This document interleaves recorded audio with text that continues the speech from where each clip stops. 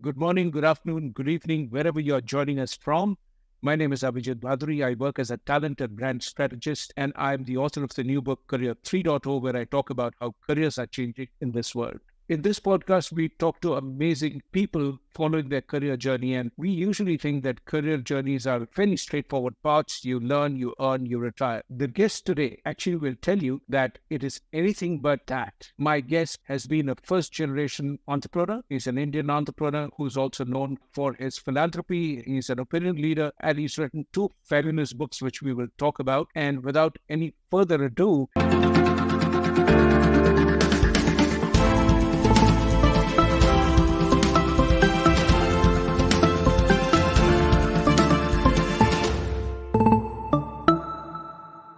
Ronnie, hi, welcome to Hi, the studio. Thank you for joining us. And Ronnie, you've always talked about in your books, you've talked about you have no sense of entitlement. You came from a lower middle class background. You pursued theater. You became an entrepreneur, and then you sort of gone on to make it really big. What does it mean when you say you have no sense of entitlement? Well, maybe your last sentence I'll correct. And thank you for having me on the show. We're looking forward to the interaction. Just to comment first on and then you made it big. I think that's work in progress. There is no benchmark for that. It's a very subjective thing. Perception takes much more than reality. But I think for me, growing up with the background that I grew up with, then choosing a career path to be an entrepreneur at a time where actually it wasn't really celebrated to be an entrepreneur, and you didn't have the resources to actually do it. Versus today, I think entrepreneurship comes with a lot of entitlement. If you think you have a great idea, you should get somebody else. 99 of the people I meet don't want to start unless they get their opening funding. Firstly, I didn't have the luxury at that stage. So when I say lack of entitlement, it's about when you come from a background and you believe that I went into it without resources, without angel funding. I think the context is that if you are at base level and if you have a lower sense of entitlement, it actually makes your runaway much more longer, because then you look at every lens, every challenge, every failure from a very different point of view. Does working hard make up for lack of talent or lack of ideas or whichever? I don't think so. I don't personally think so. Definitely need to work hard, but I don't think it's a trade-off. You do need to work hard in spite of everything else, not in lieu of anything. So it's more a combination of talent, hard work, opportunities, funding, and how you scale up, work with people. So it's a fairly complicated equation. I would say it's a very committed ecosystem. If you're all in, if you start going to have doubts about, I want to try this out for a couple of years and let me see, I think you're in the wrong bucket. If you're going to ask the question of work-life balance, you're in the wrong place. And when people start working in a large setup to learn the ropes and then become an entrepreneur, is that a good path to follow? Or I think all of us, we're the choices we make. So if you're working in a place and you're successful, but now you feel burnt out, or you feel at a crossroad, or you feel you have the highest capability and why the hell should I be doing this for somebody else? And I want to do this for my own. That's the motivation. But at that stage, two things I think that would need to play. One, don't start by saying, let me try this out. Look, I'm in my 40s.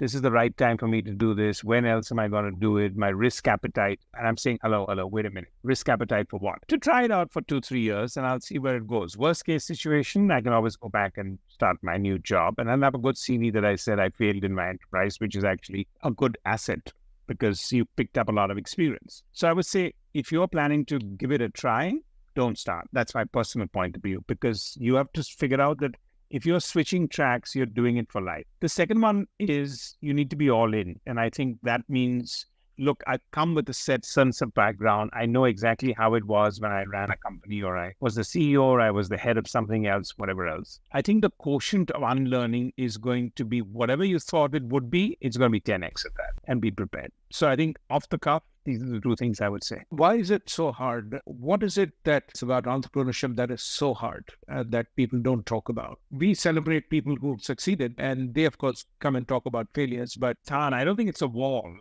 Just because I said those two, I'm saying optionality will allow you to have an exit door. So don't allow optionality.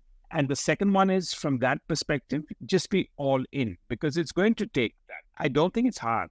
I think in many ways, a job is harder or a career path can be harder because there are no guarantees there also today, if you look at it. So everything is hard. Everything is hard in life. I don't think anything is easy in life. So to me, I'm not here to spook anyone. I'm just saying if you unlearn is very, very important because actually when you're coming from a large company and you're extremely successful, trust me, you're coming with a lot of entitlements in your mind. This is what I used to do. This is how it was. How can this happen to me? It is going to happen to you and you'll have to face up to that. At that stage, you're not going to be in sulk mode or feel anything from that perspective. So I guess I'm not saying it in a spooky manner. I'm just saying it in a very down-to-earth manner that's really the challenge. When you started, what was it like? You wanted to be an entrepreneur. And was that your stated career choice? Did you think that this is what you will do? And was your family supportive of it? So three things, I think. One is it was tough because it was an environment in which, no, it wasn't something aspirational. It was almost like, oh, you didn't get yourself a job, so now you've got to start working for yourself. And there wasn't any element of VC or angels or venture capital or any such people existing at that time. So there was no question of an ecosystem of getting funding. Second, was it my career choice? I would say, I think at a very early stage, I just realized that maybe I'm not the best person to implement somebody else's vision, which actually when you're in a career and a job, you're part of a collaborative team. And anyway, when you're building your own company also, sooner or later, even as the founder and CEO, you'll have to build a lot of collaboration. But to me, that was my penny dropping moment that I'm just not going to be very good at implementing somebody else's vision. And see, from a parental support, I would say I got the right support and understanding. There are many, many, many households in which it's almost a no. It's a flat no, or a crossroad where you'll have to take a call of whether the family is someone that's going to be supportive. So there was a sense of supportness. But I think the two things they said to me at that stage were, do you not want to just finish either your management or your business MBA or a chartered accountancy and then get into? And at that stage, I said no, because that's a plan B option to me. And I knew that if I had it, by the time I'd finished that, I'd already be thinking about a career and a job in a different manner. And I think to that extent, I was very clear that if I didn't have the optionality of actually getting a job at that stage, I would be able to hold on here much longer. And the second one, I think, is what my parents told me, that finally, if you want to do what you want to do, we're with you. But please understand that we're only with you in spirit. Because if anything goes wrong, financially, we're not going to be able to bail you out under any circumstances. And that kind of grounds you at a very different level. And yeah, I think once you've gone through that phase, whatever you do in life and whatever your failures and whatever your setbacks, whatever your disappointments, you know that if ground zero is that, it can't be that bad a place. The good part about an entrepreneur and the resilience that people keep talking about is that your definition of ground zero is always a very realistic sense. If I started my career and in the first 3 months, I got $100 million in funding, my ground zero would be very different. And then I think it'll be even more challenging to get to the next level. That doesn't mean I'm saying that somebody who gets $100 million shouldn't take it. I'm just saying there's a sense, and that comes back to the entitlement context. You've done a lot of work in your philanthropy, looking at helping people get started in terms of a career. If you ask a person in their 20s in the urban area versus a rural area in India, is the answer different when you ask, what are your career plans? What do you want to do? Yeah, I think they're very different because aspirations are different. And aspirations are different because when you're in a surrounding where you feel you're not in control of your own destiny, which comes when you don't have that self-sufficient livelihood that may come in rural India, and you're much more on government grants, then you're not in control of your destiny. So then your aspiration does not allow you to think outside that box. Whereas if you've got even a certain sense of the ability to be able to learn and do whatever, I think it comes in a very different sense.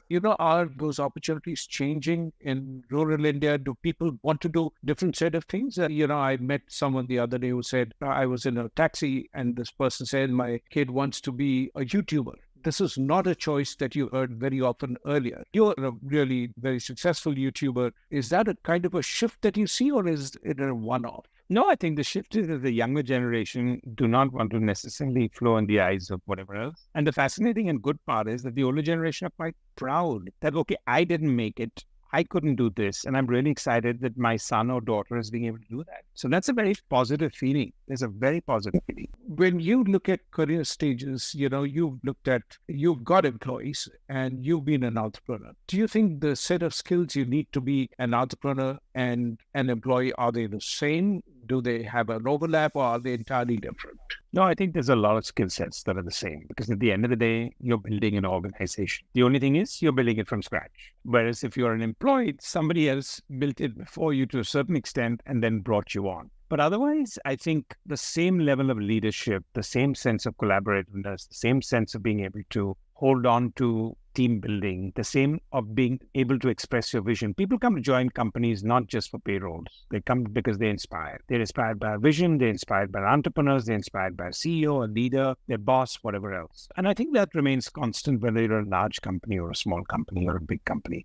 And I think today there's no definition of a small company in that sense, right? Because if you've got a vision and you're growing at 100, 200%, the chances are in size and in absoluteness, you're going to be definitely very, very different than some of the other well-established companies. So I think career paths today the optionality in career paths is huge just based on that. And in your book, Skill It, Kill It, I love that book, by the way, and I really think everyone should read it. It's such an amazing book. I like it slightly better than your previous one, which was also fantastic, but I like this one. Previous one, I want to talk about failures because people don't talk about their failures.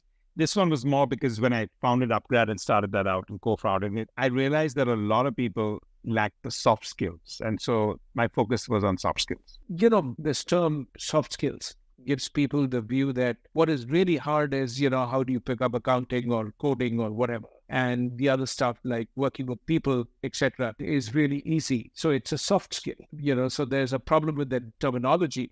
How would you define it? And what do you think are some of those skills that people should be building? So, I mean, at the core of it, in your professional life, whether you're a leader or a manager, even if 5 people report to you or 5,000 people report to you, you're a leader. Just because 5 people report to you doesn't mean you're less of a leader. Yes, of course, the load is different. But at the core of it, as a leader or a manager, you need to connect. And I think for that, there is no textbook that gets you that. It is something that you have to be able to figure out how you connect. And most people think connect means I need to have the gift of the gab, or I need to be something really good at whatever else, or I need to have the right diction of the action to talk fluent English. Actually, that's not the case. Incredibly smart tech people have been able to just connect with teams and inspire people. So connect means the ability to communicate, the ability to inspire, the ability to be able to get the best out of people, the ability for everyone to feel, wow, we can change the world, the ability to innovate. That, if you have that quotient, and everyone should have that quotient, then actually whatever is your strength, you've got a 3x power behind it. And that to me is the most important part. We're having this conversation here, and the reason you invited me here to a certain extent is also my ability to be able to communicate and connect and flow and have this conversation and not necessarily have prepared for it. We're just having a very impromptu conversation. You haven't framed any questions that I've known from before. That is something that I think has to be built with everyone. And you're not born with it, but neither is it something that everyone should not have. How did you go about building this capability, which you obviously have in abundance? So I would say one out of necessity, because I didn't have a huge qualified background. I didn't do my management then. I didn't do my chartered accountancy. So, I was at a grassroots level in terms of education. Second, I was at a resource scale where I didn't have the financial resources that can actually get you somewhere. So at that stage, when you're starting out and being on your own, I realized that the ability for me to be able to tell my story and get people to get convinced about me and not what I necessarily stood for was very, very important. And I think I worked very hard at that. Second, I would say, yes, my early days when I did a lot of theater as a hobby definitely helped me, because when you're in front of an audience of about 1,000 people, there are 2 things that get tested there. First, your collaborative skills, because you have 8 more people on the stage. If you say one wrong line, everyone's off cue. The whole setup goes away. And second, you got to get your timing right. And if you're not connecting with 1,000 people, they laugh at you and not with you. So I think that training that came there and the confidence that it gives you to be able to be that with the rhythm. And the third one is it taught me the element of the importance of really rehearsing and doing it all over again. That means that thoroughness, because I think we rehearse for 6 weeks. And then just when you think you got it right, the director says, okay, let's take it again. You're saying,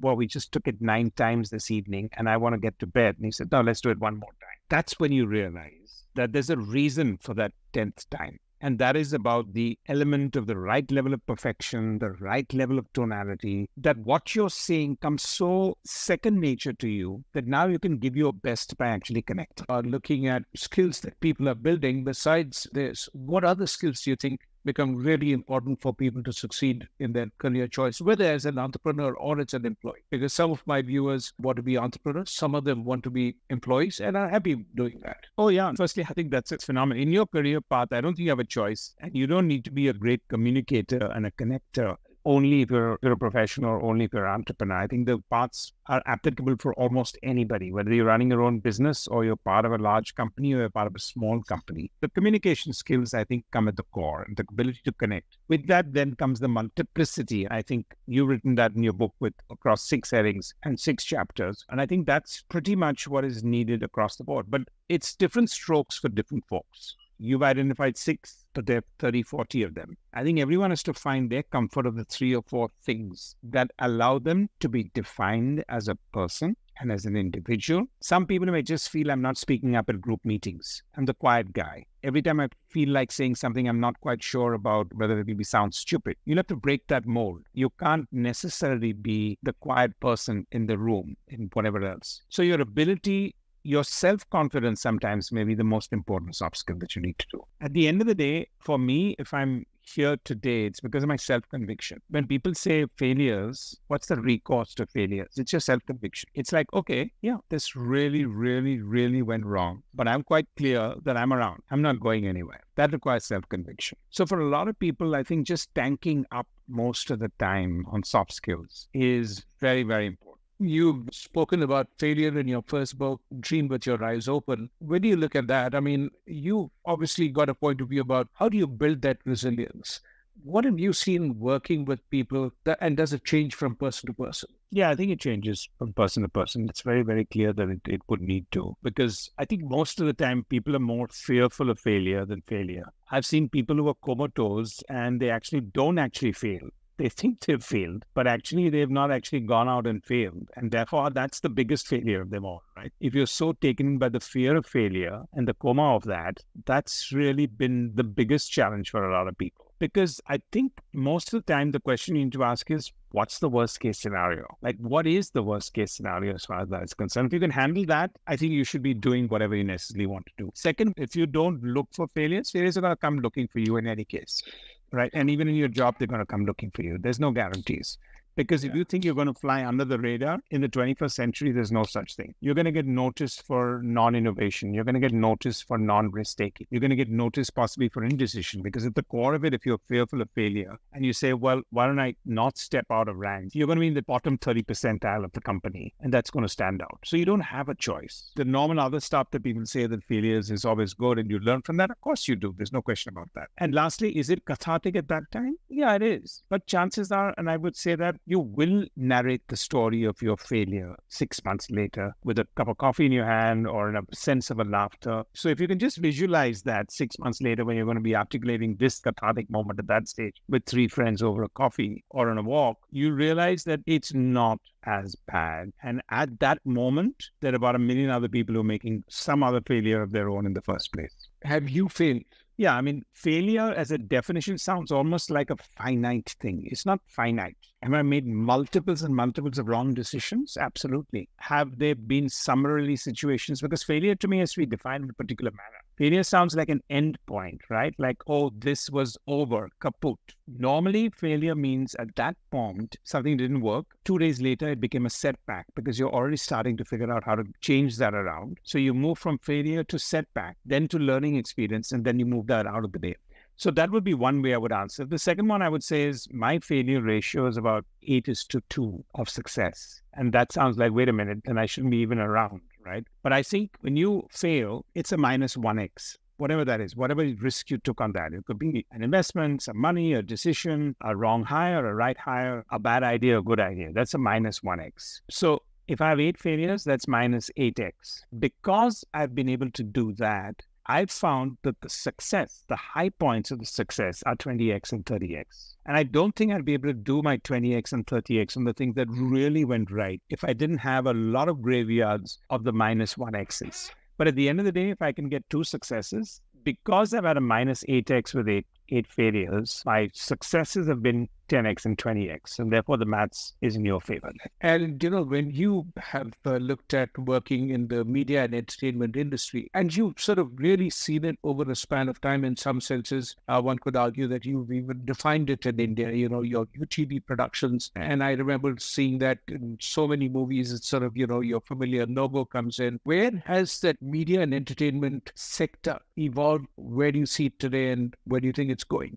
I think the constant is really the consumer, and people think technology is changing faster, but I think the consumer is changing faster than technology, if you ask me that. And technology is an enabler. And I think most of us have not kept track with the consumer and the demographic, the age group. What do they really want to consume? From the long form to the stories, to what the stories are today, to the element of short term, where I want to see it, how I want to consume it. Do I want to see it collectively? To the interactive one, which is really gaming, the entire interactive part. And how sports has actually evolved as a major element of thrills, excitement, and enthrallment. So if I wanted to see an Avengers, but now I can see, a basketball game or a cricket game or a football game or a soccer game, it's giving me the same level of thrill. So I think sports has also moved into that, what I would call entertainment category in a different sense. It just gives you what you want to do. I think that's really where it's moved. The consumer has moved. The younger generation wants much more interactiveness. The peer-to-peer, what I've seen in Upgrad, for example, is that the peer-to-peer learning has redefined the way we learn, more than even the lecture way in which we do that. And I think that one is seeing that the ability to the user-generated, as people call it, at the end of the day, unfortunately or fortunately, the largest media company in the world from a consumption point of view is YouTube. Now, is it the largest in terms of a recall of, the fact that Disney does this and X, Y, Z? But today the word media has changed, because Apple is a media company and Facebook is a media company and Amazon is a media company in many aspects and Disney is a media company. So I think that has evolved a lot. And I think it's only going to evolve very rapidly in the next 10 years, not because there'll be consolidation, but because the definition of media and entertainment in its original sense is actually quite extinct right now. Of course, in my book, Career3.0, I talk about 3 things that shape your career. One is the kind of work, which is, in this case, we're talking about media sector that is changing because gaming and sports is now also becoming part of this. And I would argue at some stage, so will health and education. And we can come back and talk about that in a bit. The second I talk about is the kind of skills that you have. So the sector you want to work in, the kind of role you want to do demands a certain set of skills. And then the third is the marketplace for the skills, which is where you can decide whether you want to be an employee, you want to be an entrepreneur, whether you want to be a part-time person, whether you want to do 3 different things together, all of that. So it's this combination which shapes careers today, as I talk about in this book. When you see media and entertainment going forward, and if somebody is trying to build their career in this, what would you advise them? No, I think it's huge. I think it's actually become broader, not narrower. Most people thought of it as either you're a content person or you're a production person, or you're a creative person or you're a business person. You're either in the advertising or in the subscription. But now today it's 360 degrees, right? Because if sports, interactive, gaming, media, live, experiential, and yet is all part of what is defined as media, the opportunities are huge.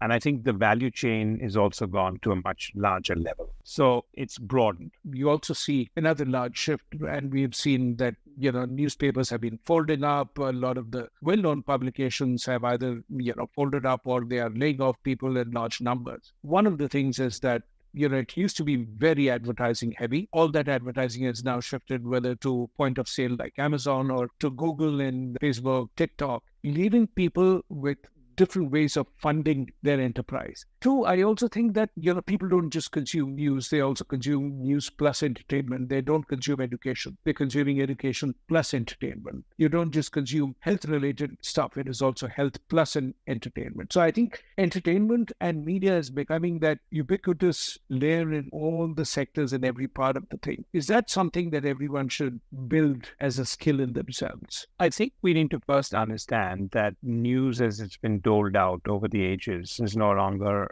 news. People want to hear it. Today, I think the recommendation engines come in there. You don't want to be told about the experience of a hotel or a city or whatever else. You want to hear it from 100 people and not necessarily read about it in the Financial Times, even as exotic as that story would be. So I think this sense of an editorial or a one-way pontification, as you would call it, how you want to say what the world is about, I think that's changed dramatically. So I think the way people consume news is different. And then, of course, you've got the whole element of fake news, right? Which is the generativeness of being able to have agendas that can actually create something out of nothing, then almost make it sound like it's the real news. So today, credibility is at stake. I think if some media companies or newspapers are shutting down, I think it's also because, to a certain extent, COVID kind of slowed that down, where you kind of jumped out of physical consumption of newspapers to a certain level. And then the second element is the more regional you are. So I think the world has changed in terms of how you consume information and news, but most of it,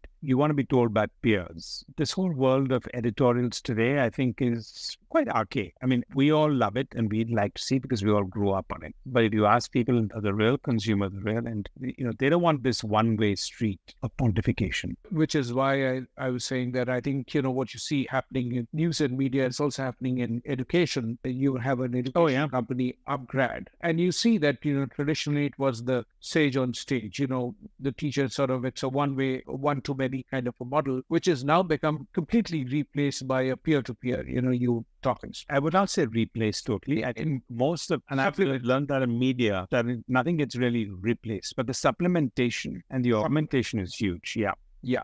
I'm sorry, I use the wrong term, but you would know absolutely. That you have the teacher in the classroom and then you kind of ask your friends, what was it about? And can you explain this to me in a different way? And then, 5 of you sit together and work on this. I mean, that's been traditionally the model. It's just that now it has moved into many more sectors. I would imagine that is the model that's going to follow for... Yeah, I think at Upgrad, we count on that as a model, right? That peer-to-peer learning will. And that doesn't mean that, again, it's a massive augmentation because firstly, as a working professional, you didn't think that you're ever going to go back to school, so to speak. That was more a bragging context. Like you arrived in life and you could take a year off to go back to school or to go back to specialize on something. It was almost like a luxury. I'm taking a year off to learn more. Today, it's an absolute necessity, right? Because if you have not upped your game every 3 to 4 or 5 years in some form or the other, from a generalist to a specialist, from a specialist to a generalist, a 360-degree approach. And I think that's really what has changed there. So you can't necessarily, into inverted commas, go back to school, go back to college. So your approach is much more of augmented learning.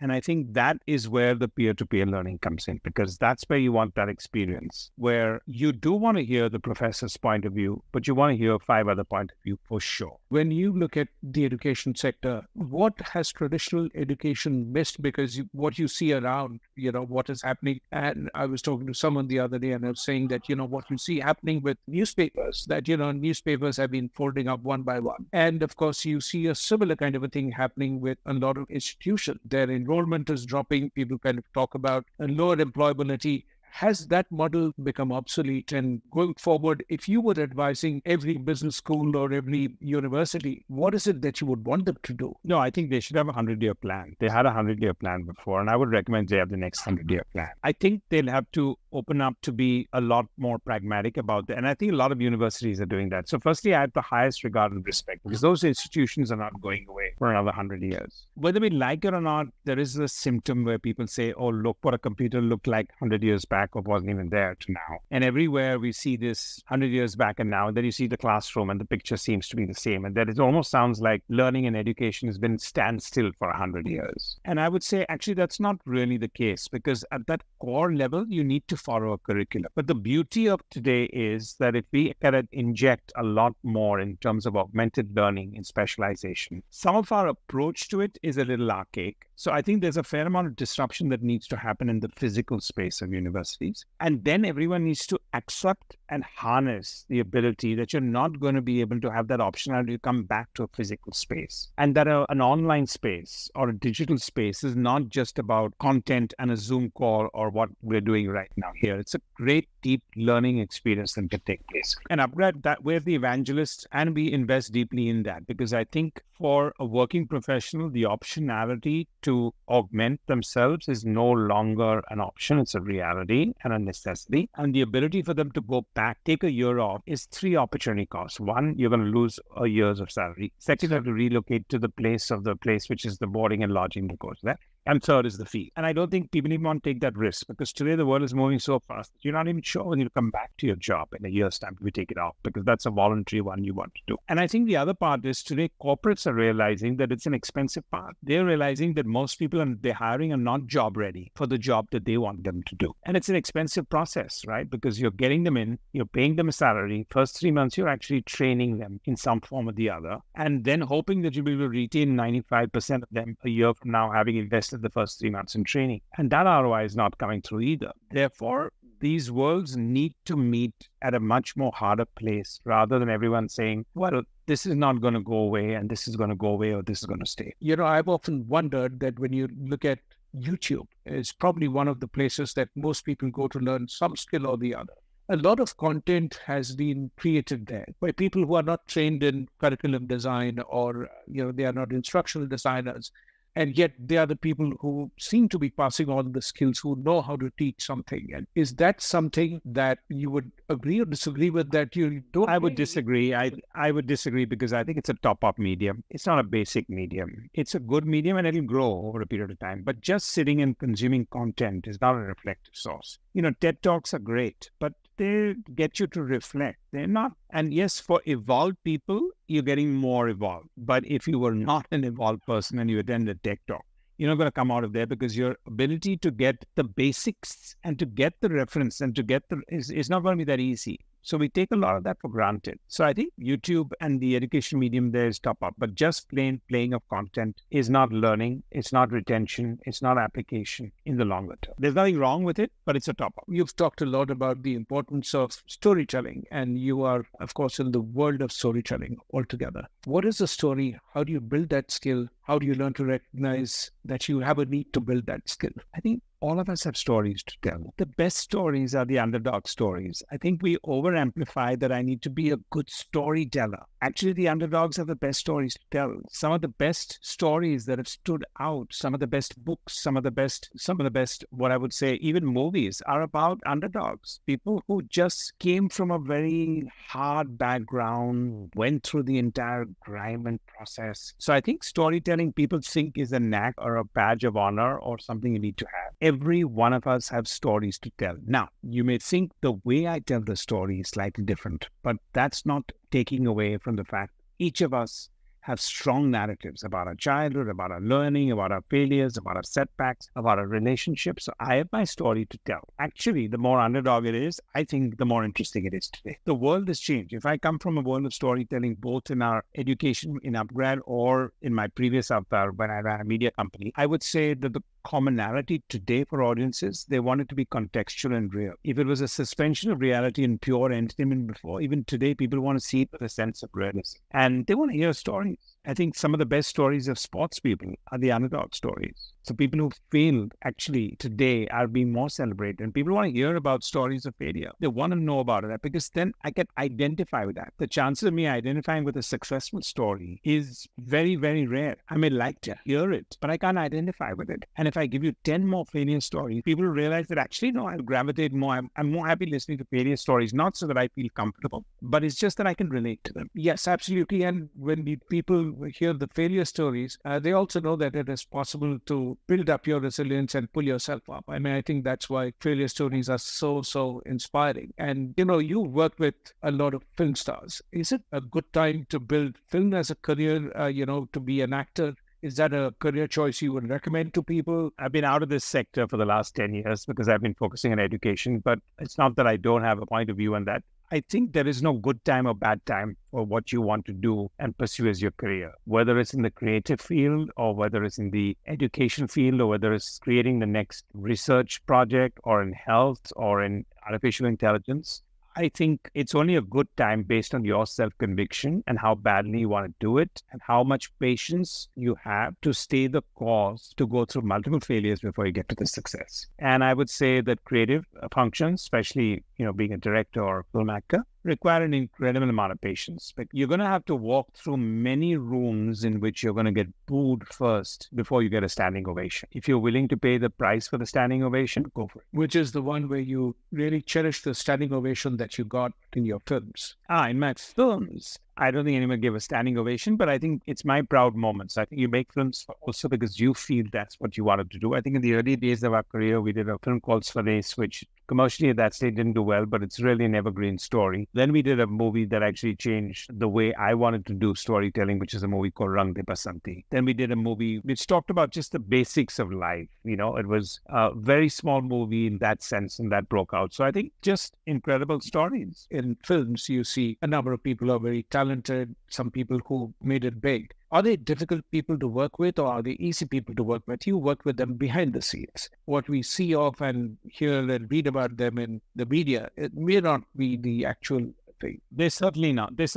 Yeah. CEOs of companies, are they easy people to work with? I don't think so. Elon Musk, I think, is a genius. Is he easy to work with? Not at all. So why should Tom Cruise be easy to work with if Elon Musk is not easy to work? Why should Shah Rukh Khan be not easy to work with when Bob Iger may be a tough cookie to work with? I'm just giving you that as an example, that I think it's not a branded context. You could have a boss at a manager level that could be a very difficult person to work with. And there's an enigma you need to create, right? So obviously when you're in the creative things, the media likes to create an enigma around you. But at the end of the day, you're doing something difficult. You're creating something out of nothing every single day versus when you got a product line or you got an offering, there's a process and a system. Sometimes each project is an origination of a startup. So imagine that you're in a startup almost every single day and you're in startup mode, creating something out of nothing. But no, I think the simple answer is absolutely not. I think everyone from that point of view, you want people with that highest level of self-confidence. That's when they're going to really be able to perform. So you actually got to fuel that, not figure out that what's my challenge. But I don't see in any walk of life, and I've been through the entrepreneurial walk of life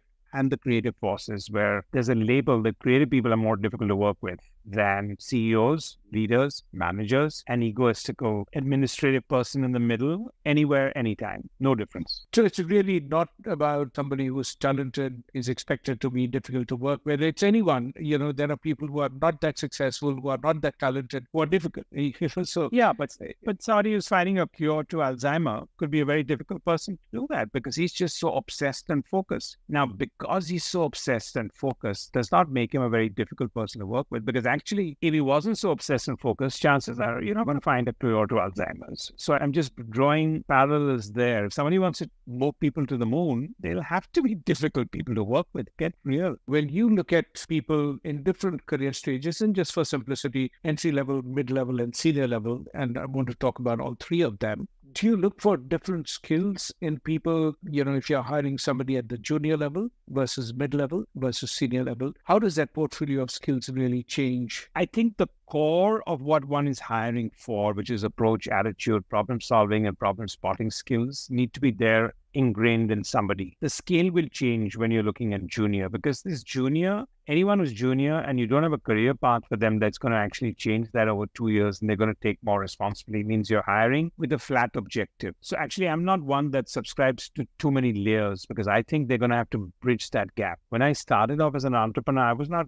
labeling myself as a complete fresher. Some of the people who are 2 years into forming a company actually overtake people who are 10 years experience. I mean, 5 years back, I would look for people who were problem solvers and had the right attitude. Today, I look for people who are problem spotters, because you don't have time to solve for the problem. If you can spot it, chances are, because the solving part has now become almost where you go back to your own reference to context. So I think problem spotting is much, much more critical and important today as a skill than problem solving. What is going to change because of AI when it comes to how we learn, how we teach, how do we build skills? It's an incredible tool. When an incredible tool comes into a sector which is otherwise harnessed in a lot of convention and a lot of calendar events, and you can take that data and take it to the next level, I think it'll be very disruptive for the space. But is it the be-all and the end-all and the answer to everything else? No, I've seen enough of these. 5 years back, everyone thought the metaverse was really, or even 3 years back. I mean, Facebook renamed its company, but everyone thought AR and VR, virtual reality and artificial reality and Meta is going to change that. Cryptocurrency was talked about taking all currencies and the US dollar out of the equation, whatever else. So I think that hoopla is always finds its own level. So I think we're going through that. And the two alphabets right now, which is the buzzword around the world, is AI. It's an incredibly powerful tool. but it's been around for 20 years in many senses, right? Otherwise, the sensor to what you want to do, to everything, that almost every machine was always there. Now it's called out in a very different manner, but it's been there and around. The application and the urgency for which it's going to get applied is going to be the velocity of its movement to impact different sectors will be much higher. Therefore, the innovation on it will be much higher. Therefore, the acceptability from people who are really skeptical of saying, does it replace me? The main problem for harnessing a new thing is if you feel insecure that it's going to replace me, the chances are you're not going to adapt it, and that can slow it down. But if you think this is going to actually turbocharge me and make me look good and make me be more successful, that's when everyone will harness it. And I'm hoping that at least AI is something that everyone should look at it. It's a very powerful tool. It's been around for 10, 15 years. It's just been evangelized today in a very different manner. I want to shift the last part of this conversation to you as an individual, as a learner, your habits, and a lot of that. What does your day look like? When do you wake up? Are you a late riser? Are you an early bird? No, I don't know about early, but I rise at 6 a.m. if that's early or not early, because I know a lot of people rise at 4 a.m. I don't think I can do that. That cycle doesn't work for me. I think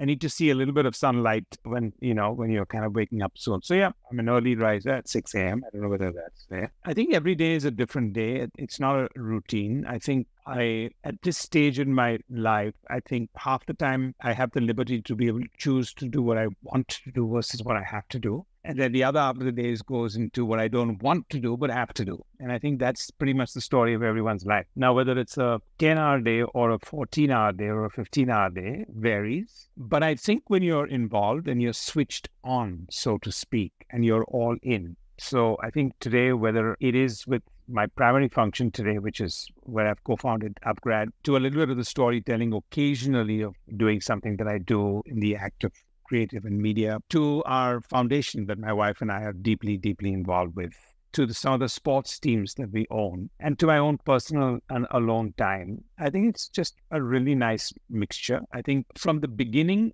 I've been blessed with a lot of failures, but I've also been blessed with being able to take my passions and make them into businesses. So that is something I have zero regrets for, in spite of all the setbacks. What is the skill you're trying to build in yourself today? I think one of them is definitely focus. I think less for more is something that I'm focused on more. I think this is a stage in my life where I think less for more is becoming much more important. I think the value for higher impact, much more laser focus. I think if I've learned from so much of failures, and I'm at that stage where I have that experience, where my gut instincts are now matured through a series of the last 30 years of work, I think I owe it to myself, to my colleagues, to everyone else, to be able to share some of those learning experiences. And yeah, I think my focus is less for more. What is your process of writing books? How long does it take you to write?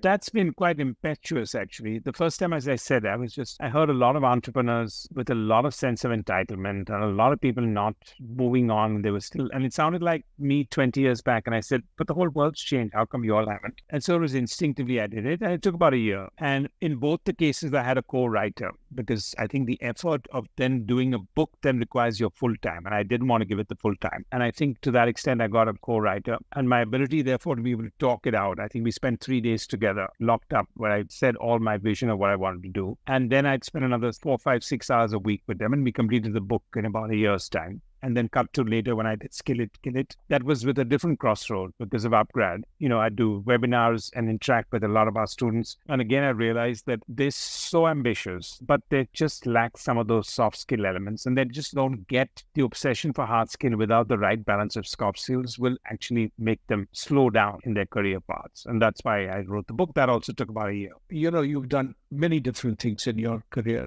from theater to movies to building organizations to writing to philanthropy. And I was looking at the long list of things. It's really a poster boy for Career 3.0, before the term was invented. Is there one that you enjoyed doing the most? It was you, and everything else is good, but not quite you. No, I don't think the not quite me has been there. And I think, as my wife asked me, so what have been your highest moments in your life? And I've said, actually, I haven't had that many high moments in my life. But you know what? That's also made me sure that I've never really had too many low moments in my life. I've sort of gone with the feeling of the phrase of all glory is fleeting. And to me, that resonates a lot, because when you move on, you do something and then you move on to the next. It kind of doesn't get you too many highs, but it doesn't get you too many lows either. Then you don't take everything so seriously. What do you dream of doing next? Oh, I think I've got my plate full. I think just doing what I'm doing here and focusing on that is pretty much that. I'm not in the department of thinking what next right now. I'm definitely thinking of how deep can I go, and what we're doing with our foundation, it can go on for the next 100 years. For the next 10 years, how do we lay that incredible foundation of what we want to do and how we look at giving back in a very different manner with empowerment? I think the whole learning, skilling, workforce development space, the career optionality that we're doing with Abhijit, it's fundamental. And I want to be part of the early stages of disruptiveness of what I want to necessarily do. Last question for you is that when you're talking about universities, you talk about they have had a 100-year plan. And actually, some of the universities, whether it's the Harvards of the world, they're 400 years old, and they're sometimes older than the country in which they are there.